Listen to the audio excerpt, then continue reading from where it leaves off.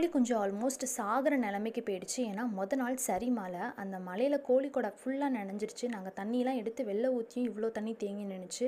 அந்த சாரலில் தான் இந்த குட்டி கோழி குஞ்சுங்க பாவம் நல்லா நனைஞ்சு ரொம்ப ஷிவர் ஆகிட்டு இருந்துச்சுங்க. நான் காலையில் போய் பார்த்தேன். எங்கள் அப்பா கோழி குஞ்சு செத்துட்டுனே சொன்னாங்க.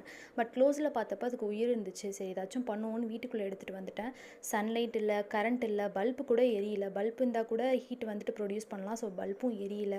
நம்ம யூபிஎஸ் கனெக்ஷன் அவ்வளோ தூரம் போகவும் போகாது. சரி வீட்டுக்கு எடுத்துகிட்டு வந்து சன்லைட்டில் தான் போட்டிருந்தேன். ஸோ ஃபஸ்ட்டு போட்டு கொஞ்சம் நேரத்துலேயே வந்துட்டு டிஷ்யூ பேப்பர் வச்சு ஃபுல்லாக வந்துட்டு வாட்டர்லாம் ரிமூவ் பண்ணிவிட்டு அந்த ஹீட் அதுங்களுக்கு பத்தலை. ஏன்னா காலையில் 7 மணிலேருந்து 8 மணிக்குள்ளே அவ்வளோவா சன்லைட் வராது.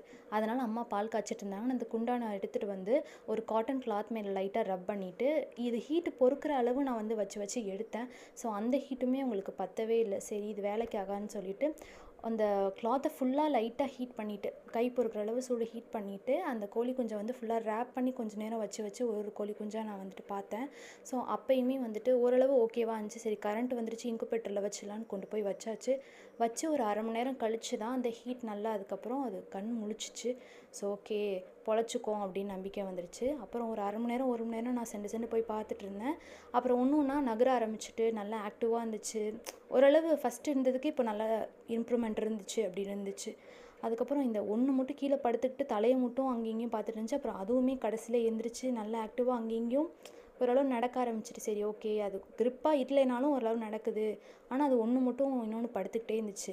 அதுங்களுக்குலாம் பசிக்க ஆரம்பிச்சிட்டு போல இருக்குது. ஏன்னா காலையில் நான் எடுத்துகிட்டு வந்தது உயிரே வந்துச்சு. ஏன்னா காலையிலேருந்து கஷ்டப்பட்டு அவ்வளோ நேரம் நான் 4 ஹார்ஸ் கிட்ட ஆகிடுச்சு.